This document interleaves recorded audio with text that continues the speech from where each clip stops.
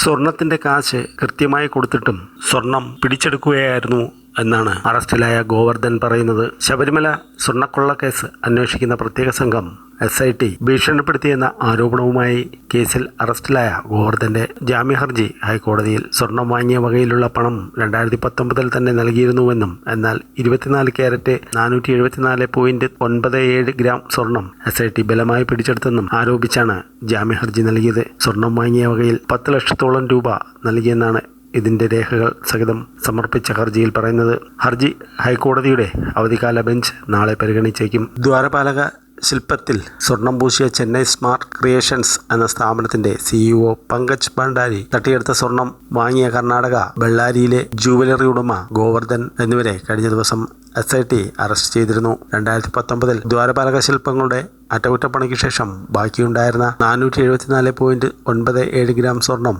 വാങ്ങിയതിനു പകരമായി 9.99 ലക്ഷം രൂപ ഡിമാൻഡ് ഡ്രാഫ്റ്റുകളായി Sabarimala executive officer Sree Dharmasastha Annadana Trust എന്നിവരുടെ പേരിൽ അടച്ചെന്നാണ് ഗോവർദ്ധൻ അവകാശപ്പെടുന്നത്. ഇതിനു പുറമെ 2.7 ലക്ഷം രൂപയുടെ സ്വർണ്ണഹാരം മാളികപ്പുറത്തമ്മയ്ക്ക് സമർപ്പിച്ചെന്നും ഗോവർദ്ധൻ വ്യക്തമാക്കി. ഇതിന്റെ ഇൻഷുറൻസിനായി ശബരിമല എക്സിക്യൂട്ടീവ് ഓഫീസറുടെ പേരിൽ 43,000 രൂപയും നൽകി. സ്വർണം വാങ്ങിച്ച വകയിൽ 2019 തന്നെ മുഴുവൻ തുകയും നൽകിയിട്ടുണ്ട്. ഇതിന്റെ രേഖകൾ SITക്ക് നൽകിയിട്ടും സ്വർണം പിടിച്ചെടുക്കുകയായിരുന്നു. ഇറക്കുമതി ചെയ്ത 24 ക്യാരറ്റ് 59.40 ലക്ഷം രൂപ വില വരുന്ന സ്വർണ്ണ ബിസ്ക്കറ്റുകളാണ് പിടിച്ചെടുത്തത്. പൂജകൾ, കാണിക്ക, സംഭാവന, SIT പിടിച്ചെടുത്ത സ്വർണം എന്നിങ്ങനെ 1.40 കോടി രൂപ താൻ ചെലവാക്കിയിട്ടുണ്ട്. നിരപരാധിയാണെന്നും ഒറ്റ പൈസ പോലും ക്രമക്കേട് നടത്തിയിട്ടില്ലെന്നും അയ്യപ്പന്റെ കടുത്ത ഭക്തനാണെന്നും ഗോവർദ്ധൻ ഹർജിയിൽ പറയുന്നു. താൻ ആരോഗ്യ പ്രശ്നങ്ങൾ നേരിടുന്ന വ്യക്തിയാണെന്നും ഹർജിയിൽ പറയുന്നുണ്ട്. ശ്രീകോവിലിലെ ദ്വാരപാലക ശില്പങ്ങളുടെ സ്വർണ്ണപ്പാളി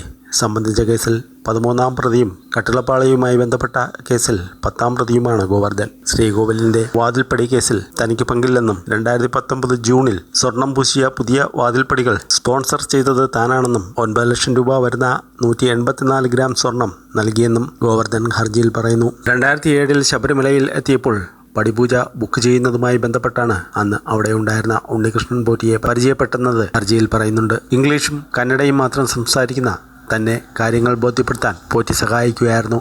തുടർന്ന് 30,001 രൂപ നൽകി പടിപൂജ ബുക്ക് ചെയ്തുവെന്നും തുടർന്ന് അന്നദാനം അടക്കമുള്ളവയ്ക്കായി താൻ നൽകിയ സംഭാവനകളും ഗോവർദ്ധൻ ഹർജിയിൽ പറയുന്നുണ്ട്. ശ്രീകോവിലിന്റെ പ്രധാന വാതിൽ മാറ്റി സ്ഥാപിക്കുന്നതുമായി ബന്ധപ്പെട്ട് 2018 പോറ്റി ബന്ധപ്പെട്ടു. സ്പോൺസർ ചെയ്യാൻ താല്പര്യമുണ്ടോ എന്ന് അന്വേഷിച്ചതായും അതൊരു ബഹുമതിയായി കണ്ട് അംഗീകരിച്ച കാര്യവും ഇത് സ്വർണം പൂശാനായി 321.600 ഗ്രാം സ്വർണം നൽകിയതായും ഹർജിയിലുണ്ട്.